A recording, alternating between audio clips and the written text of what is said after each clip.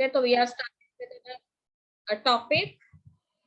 Okay, yesterday I have told you a little bit about the process of linkage. Okay, and about the scientist Morgan. Okay, better. So, what do you mean by the term linkage now? Can anybody explain? Yes, better. Any idea about linkage?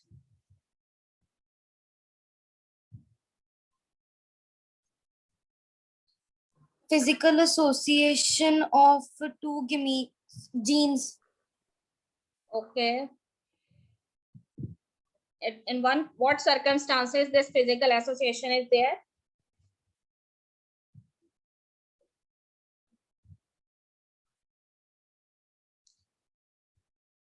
Okay, no problem. I just want to know what is chromosomal theory of inheritance. What is chromosomal theory of inheritance? Who has given this theory?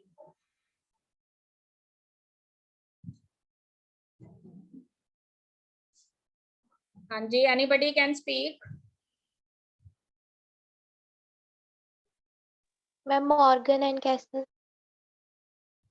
किसने दी थी बेटे? Diksha? Morgan and Castle. No. Where you have read this? Where you have read this? मैंने Morgan और castle का कोई name नहीं लिया अभी तक, और उनकी क्या स्टोरी है वो मैंने बताई नहीं आपको.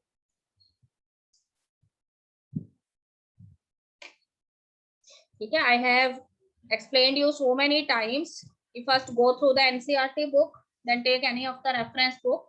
Whatever you have read, that has entirely different story, and I have not explained it here about Morgan and Cassel. I have told you that a theory was given by two scientists, and their name were Sutton and Boveri. Okay, what is the theory? The theory is that pairing and separation of a pair of chromosomes would lead to the segregation of a pair of factors they carry. ठीक है, very easy. क्या कहते हैं कि during the process of crossing over or recombination, what happened? The homologous chromosomes, they come near to each other, they paired with each other, and during this pairing, what has happened to them? They exchange their genetic segments. And you know that each of the chromatid of a homologous chromosome, what is present?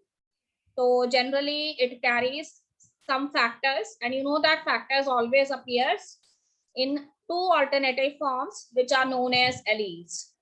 ठीक बेटे, तो इसको इस तरीके से समझेंगे कि homologous chromosome की जब पेयरिंग होती है ना, तो उसके ऊपर वो कहते हैं कि जो फैक्टर्स प्रेजेंट होते हैं, जब वो होमोलॉगस क्रोमोसोम पेयर्ड होने के बाद अपने पार्ट्स एक्सचेंज करती है, तो उसके बाद उनमें प्रेजेंट जो जीन्स हैं या फैक्टर्स हैं वो भी एक जगह से दूसरी जगह डिसलोकेट होते हैं.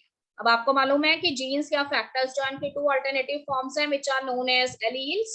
So this means when these chromatids they exchanged their parts, then the corresponding alleles which may be dominant or recessive and present on the non-sister chromatids, they also shift from one chromatid to the another chromatid of these homologous chromosome.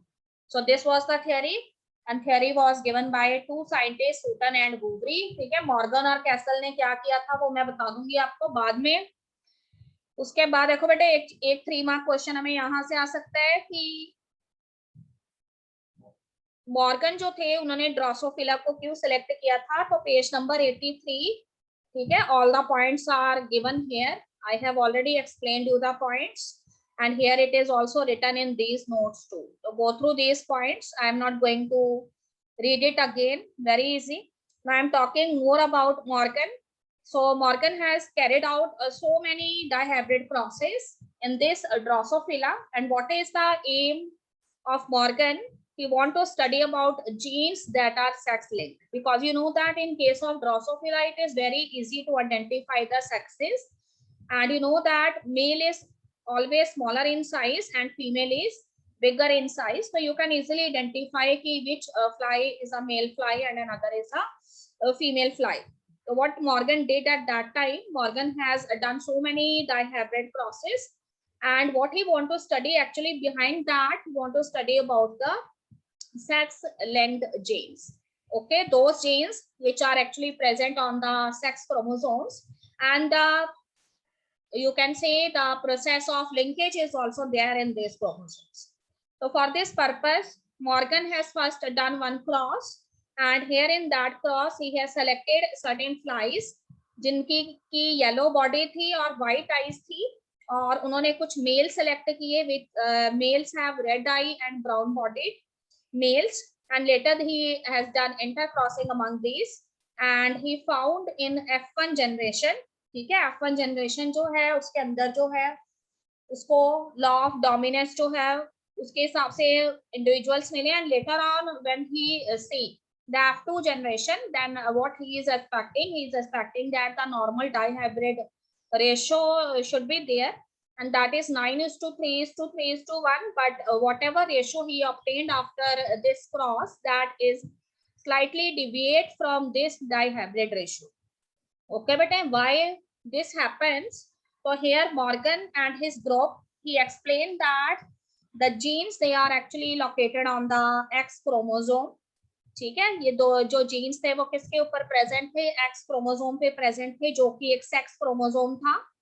और उसके बाद उन्होंने ये कहा कि if the genes they are present on the same chromosome, then in that situation there is a probability of obtaining parental gene combination modes as compared to the non-parental genes combination. ठीक है बेटे, अगर normal तरीके से recombination या crossing over हो तो उस केस में वो कहते हैं कि हमें नॉन पेरेंटल कॉम्बिनेशंस भी मिलते हैं, पर अगर वो कहता है कि यहाँ पे जैसे उसने सिलेक्ट किया था कि येलो एंड व्हाइट करेक्टर थे एक साथ और रेड एंड ब्राउन करेक्टर एक साथ थे, तो उसके बाद F2 जनरेशन जो है उसके अंदर उसे कुछ वेरिएशंस भी मिलनी चाहिए थी। ठीक है, येलो बॉडीड जो है उनके साथ रेड आई वाले इंडिविजुअल मिलने चाहिए थे, और रेड आई वाले जो थे उनके साथ जो है, ठीक है, येलो बॉडी वाले इंडिविजुअल्स मिलने चाहिए थे, पर ऐसा नहीं हुआ।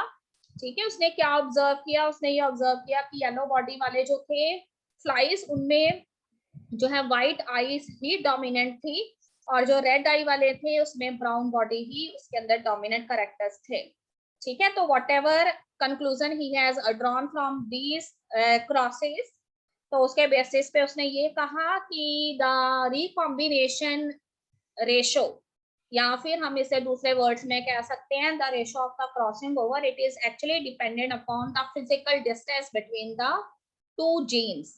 ठीक है, अगर दो जीन्स जो हैं वो होमोलॉगस क्रोमोसोम्स पे प्रेजेंट है, तो दोनों जीन्स के बीच में फिजिकल डिस्टेंस कितना है वो डिसाइड करता है कि रिकॉम्बिनेशन जो है उसकी डिग्री कितनी रहेगी, उसकी रेशो कितनी रहेगी। If there is a enough distance between the two genes which are actually present on the homologous chromosome, ठीक है, अगर काफी सारा डिस्टेंस प्रेजेंट है, तो this means when these chromatids they exchange their part, then it is very easy for one gene to shift from one chromatid to the another.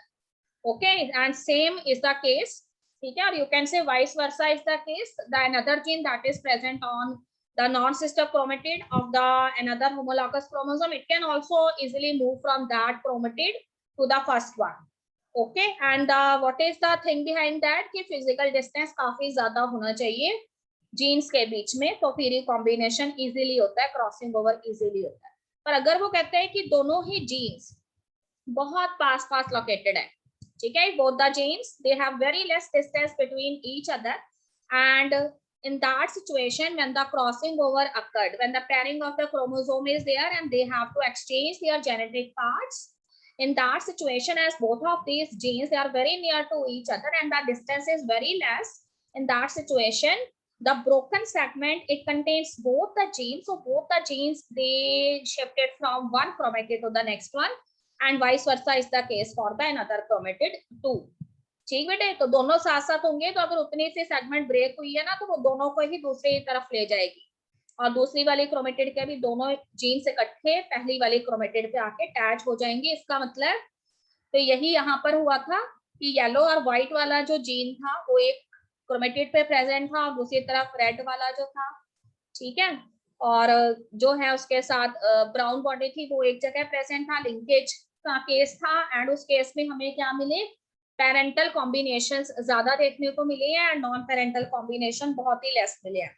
तो देखो see what is given in the last few lines of the paragraph. तो what he found that, he found that the genes white and yellow are very tightly linked, so they show the recombination frequency and that is equal to 1.3% only, ठीक है।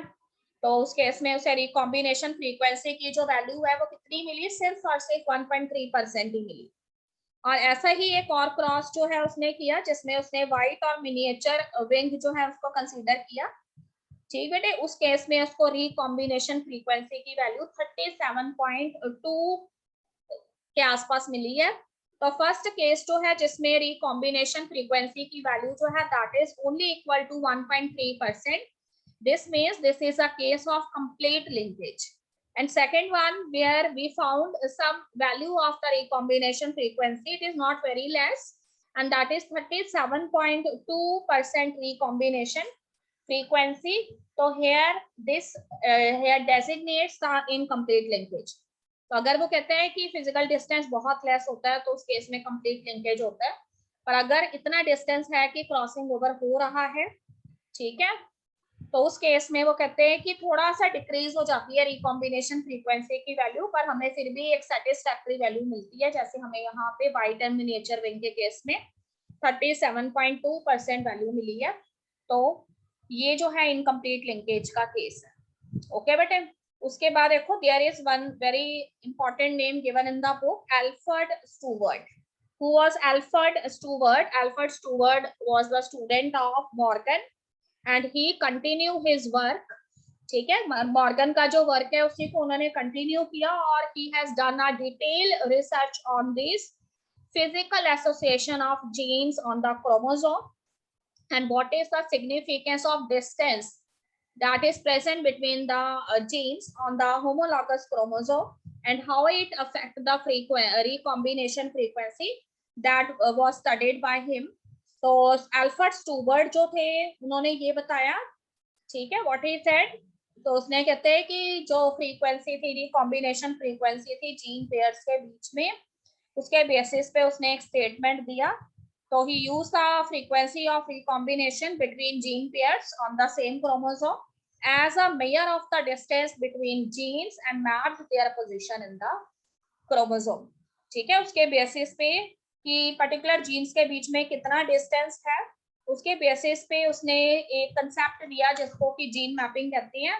और gene mapping जो है उससे हर एक जो particular gene है ना क्रोमोसोम पे, ठीक है, कितना डिस्टेंस रखता है पर्टिकुलर क्रोमोसोम पे, उसके बेसिस पे ये जो है प्रिडिक्शंस लगाई जा सकती हैं कि उस केस में, उस पर्टिकुलर डाइहाइब्रिड क्रॉस के केस में हमें रिकॉम्बिनेशन फ्रीक्वेंसी की वैल्यू कितनी मिलेगी।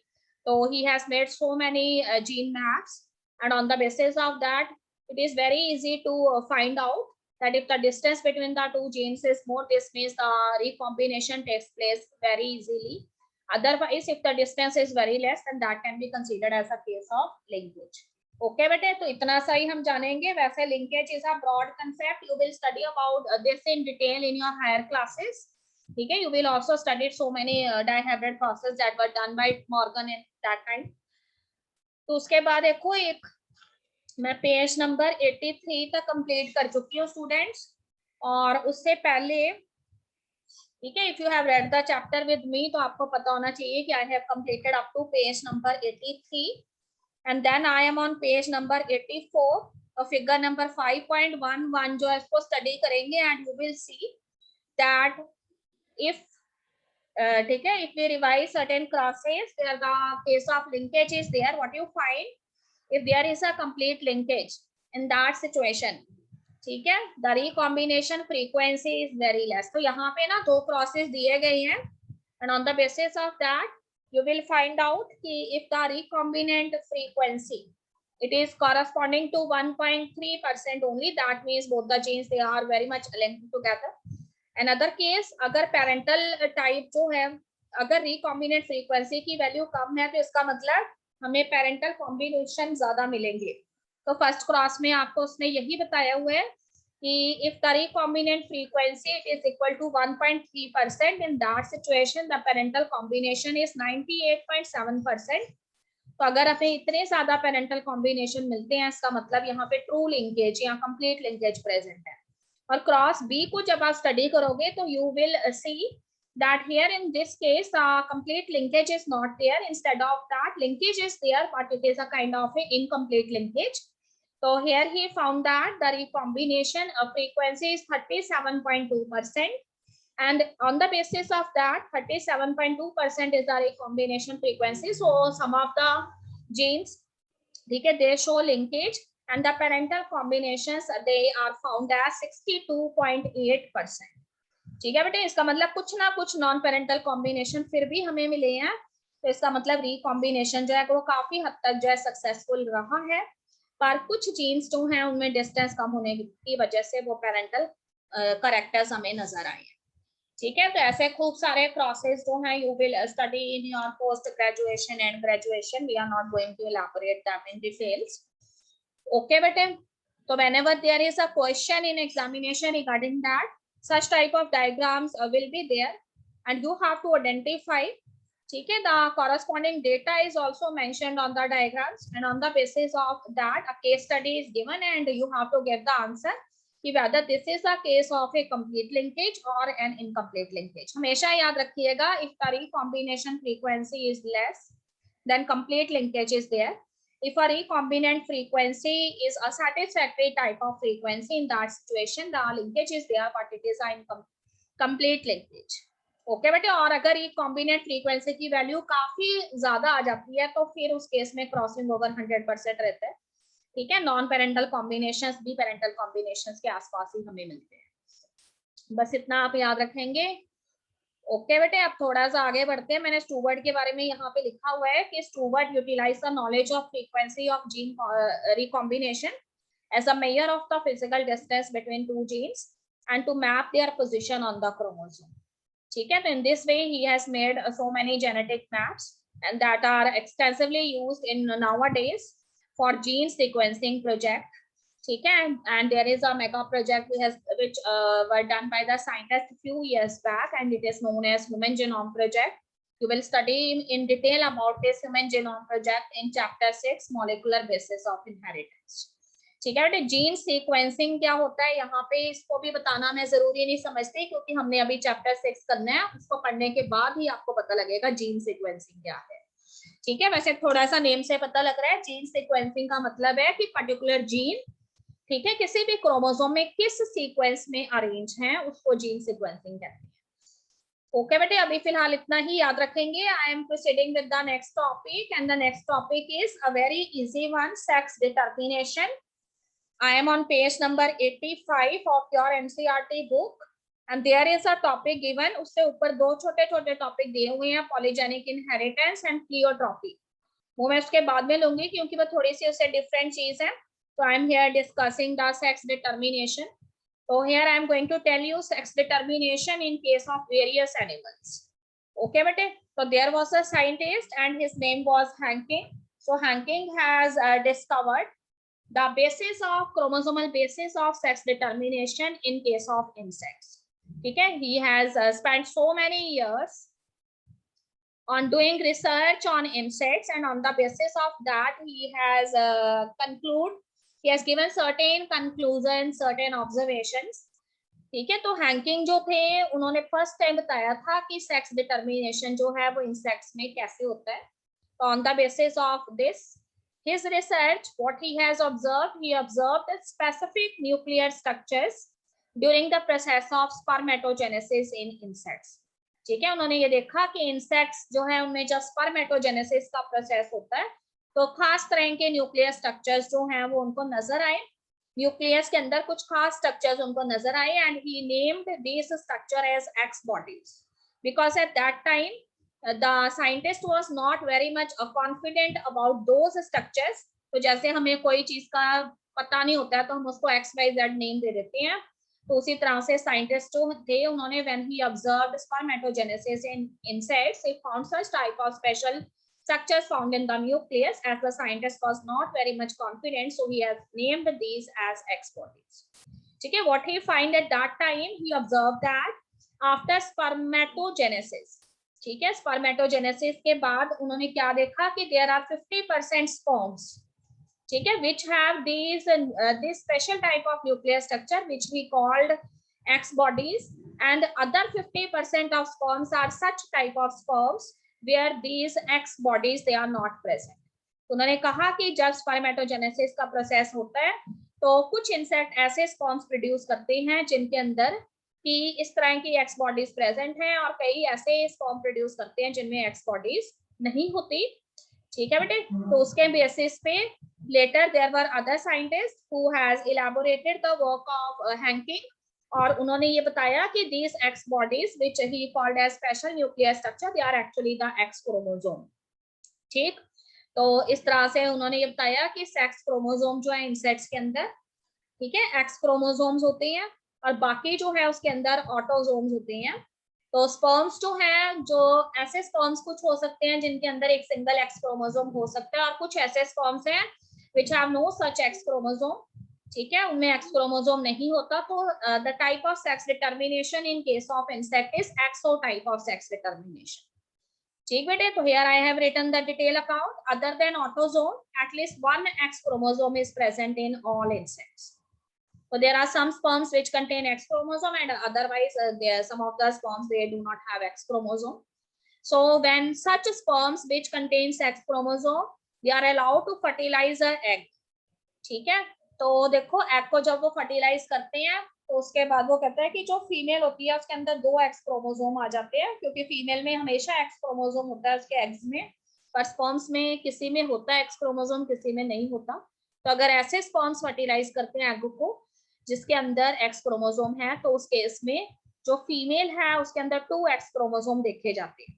पर if there are such eggs which are fertilised by those sperms which has no X chromosome, ठीक है, in that situation the makeup of the individual is XO, and ये वाला जो इंडिविजुअल होता है जिसके अंदर XO मेकअप होता है और X क्रोमोसोम यहाँ पे फीमेल से आया हुआ होता है, वो जो है वो किस में डेवलप होता है, मेल इंसेक्ट्स के अंदर डेवलप होता है, ठीक है। तो हमेशा याद रखिए कि male insect has XO type of makeup, and if the sperm which is going to fertilize the egg, it itself has X chromosome and egg is also having X chromosome, so XX is the makeup, so that insect will later develop into the female insect.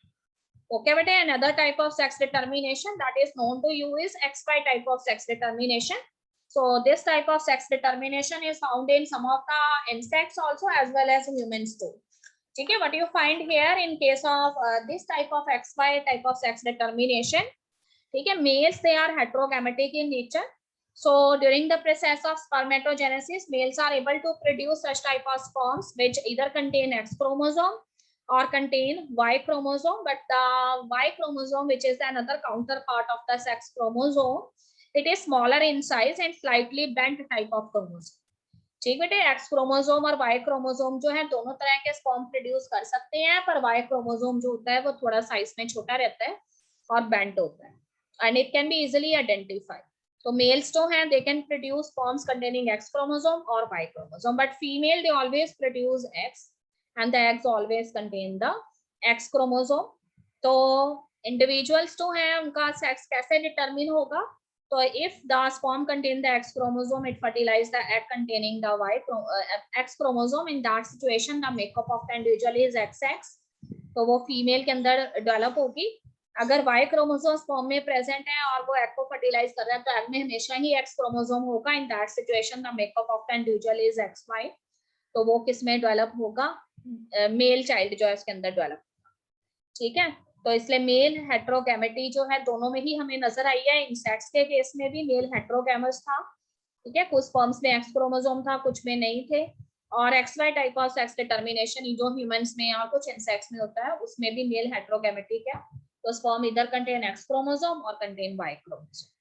Okay beta, so that's all about this, and here I am going to tell you a very special case that generally seen in case of birds.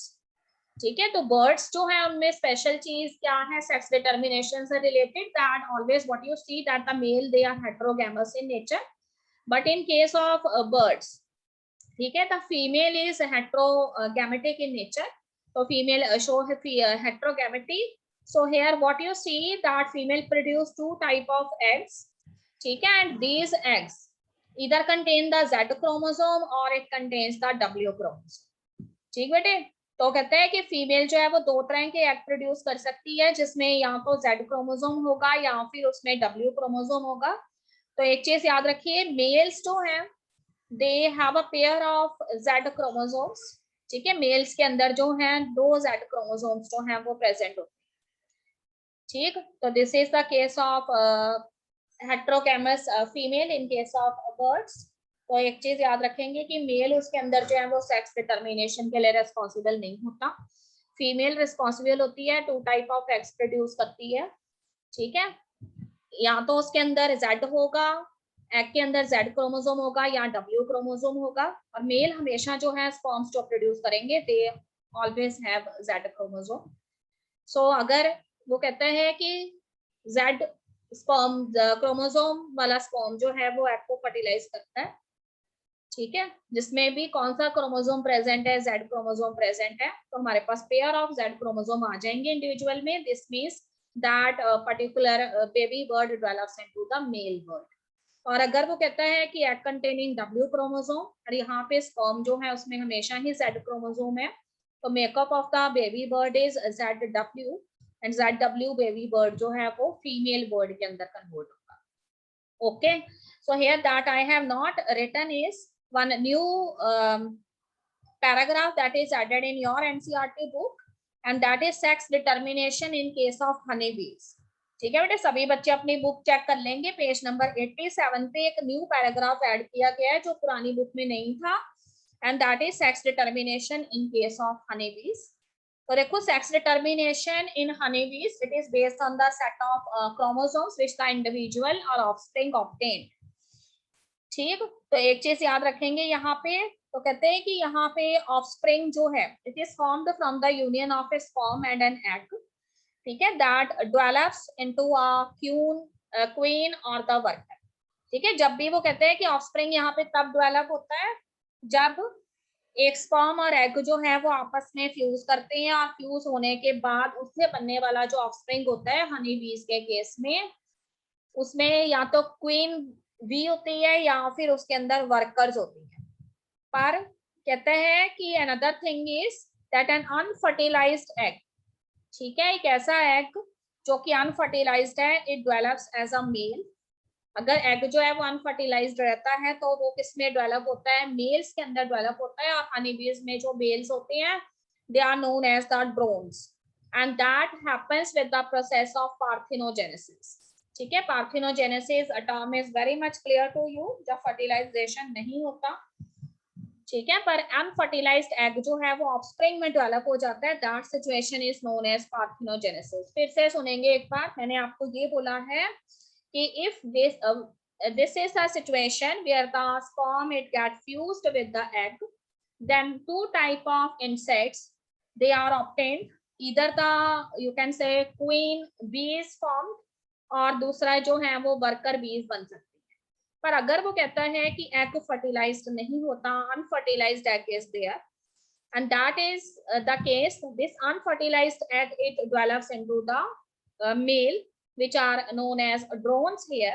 So this happens by the process of parthenogenesis. तो हमेशा याद रखिए कि अगर fertilisation हुआ ही नहीं है तो इसका मतलब कि फर्टिलाइजेशन के बाद ही हमें क्या मिलता है, जाइगोट मिलता है ना, और जाइगोट में हमेशा डबल क्रोमोसोम होते हैं. तो केस 1 के अंदर आपको मैंने बोला है कि स्पर्म एंड एग फ्यूज होते हैं, तो देखो स्पर्म जो है उसके अंदर भी 16 क्रोमोसोम रहेंगे, egg it also contain 16 chromosome. तो अगर उससे एक क्वीन बनती है या फिर वर्कर बनती है तो दोनों के अंदर नंबर ऑफ क्रोमोसोम कितने होंगे, 32 होंगे. पर सेकंड केस जिसमें egg is unfertilised, in that situation drones are produced जो कि मेल इंसेक्ट होते हैं, तो फर्टिलाइजेशन हुआ ही नहीं है, तो इसलिए उसमें क्रोमोसोम का नंबर जो है वो 16 रहता है. ठीक बेटे, तो उसके बेसिस पे what we draw we draw the conclusion that females, they are diploid having 32 chromosome, whether they may be the queen bee or the workers. ठीक. Another thing is males are always haploid. Males हमेशा haploid होते हैं, having how many chromosome? 16 chromosome, and this type of sex determination is known as haplodiploid sex determination. ठीक है.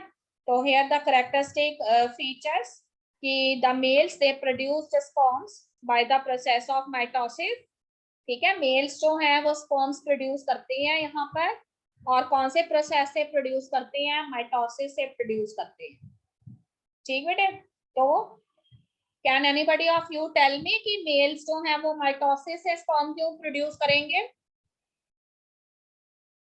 हाँ जी, हमेशा तो meiosis होता है ना स्पर्म प्रोडक्शन के दौरान, यहाँ पे माइटोसिस क्यों हो रहा है? यस बेटे, एनी आइडिया?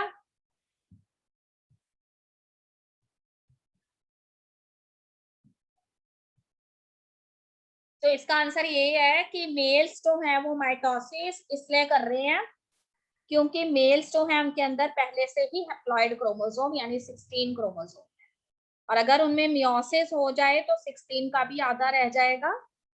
ठीक.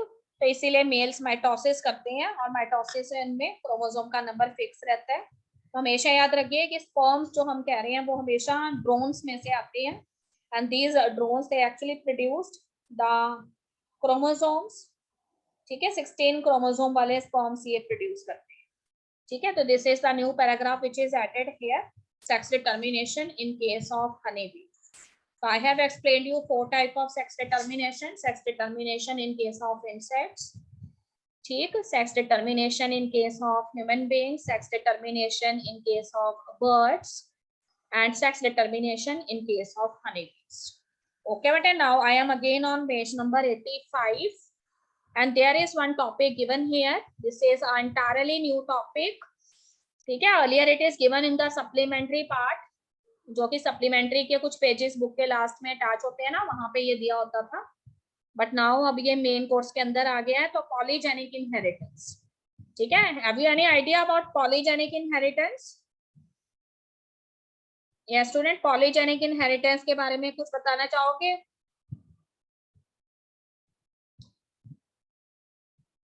My voice is Audible? Yes children? Yes, ma'am. Yes, ma'am. सुन रहे हैं ना? भाग तो नहीं ये सारे? ओके बेटा. Polygenic inheritance, as the name itself indicate, poly means many, genic means genes, inheritance means transmission. ठीक है. तो polygenic inheritance is a special case where, वो कहते हैं कि what you have learned in your previous lectures, आपने हमेशा ये स्टडी किया है कि particular trait always have two distinct type of alternate forms. ठीक है. जैसे हम फ्लावर कलर की बात करते हैं पी प्लांट में, तो you know that there are 2 type of flower colour in the pea plant. Either the flowers are the purple one और the flowers are the white one. पर कई बार वो कहते हैं कि there are some special type of cases that there are many traits which are not so distinct in their occurrence and they are spread across a gradient. ठीक है. For example इस लाइन को कैसे समझेंगे? For example in case of human beings we cannot say that कि 2 characters are there regarding height. कुछ लोग जो हैं वो टॉल हैं एंड कुछ लोग जो हैं वो कैसे हैं, शॉर्ट हाइट रखते हैं. ऐसा तो नहीं होता ना हमेशा कि कुछ लोग बहुत ही लंबे होंगे और कुछ बहुत ही छोटे होंगे, बीच की हाइट वाले कोई नहीं होंगे. ऐसा नहीं होता है. हाइट वाला जो करेक्टर है यहाँ पे डिफरेंट टाइप ऑफ हाइट्स हो सकती हैं. Some of the individual may be taller, some of the individual may be shorter, some of the individual have a gradient height which arrange in the intermediate fashion. Okay, so what about these? तो उस case में वो कहते हैं कि not only 2 specific alternative forms of a gene are there. So here so many gradient genes which are involved in this process and they are contributing a little bit to the expression of these phenotypes. ठीक है. तो such traits which are controlled by 3 or more genes, they are actually known as the polygenic traits. So human height in case of human beings is such a character जिसमें कि सिर्फ 2 genes involved नहीं है, 2 alleles involved नहीं है. ठीक है. उसके अंदर कई सारे genes involved है. तो multiple genes जो हैं उनका जो additive effect है वो एक फिनोटिपिक एक्सप्रेशन जो है उसको यहाँ पे शो करता है, ठीक है। Another very important thing is that this polygenic inheritance it also have influence of environment on their genes, ठीक है। पॉलीजेनिक इनहेरिटेंस जो है ना उसके ऊपर एनवायरनमेंट का भी इफेक्ट होता है। ओके बेटा, एनवायरनमेंट का कैसे इफेक्ट होता है आपको बताया था। I have given this example so many time in 10th class also कि human skin color जो है it is also a polygenic trait, ठीक है। तो we have 3 type of skin color. those people जो बहुत ही white complexion रखते हैं, कुछ ऐसे हैं जिनके अंदर British complexion है जैसे हम Indians हैं, और कुछ ऐसे हैं जो कि बहुत डार्क complexion रखते हैं जिनको हम निग्रोज में गिनते हैं। तो here 3 type of genes are involved, ठीक है। Capital A, capital A, capital B, capital B, capital C. Capital C जो है वो यहाँ पे डार्क स्किन कलर के लिए रिस्पॉन्सिबल है जैसे निग्रोज में होता है, ठीक है। Small a, small b, small a, small a, small b, small b, small c, small c, ठीक है। ऐसे कॉम्प्लेक्शन के लिए रिस्पॉन्सिबल है जो व्हाइट कलर रखते हैं। और अगर इसका हाइब्रिड ले लें हम, capital A, small A, capital B, small B, capital C, small C,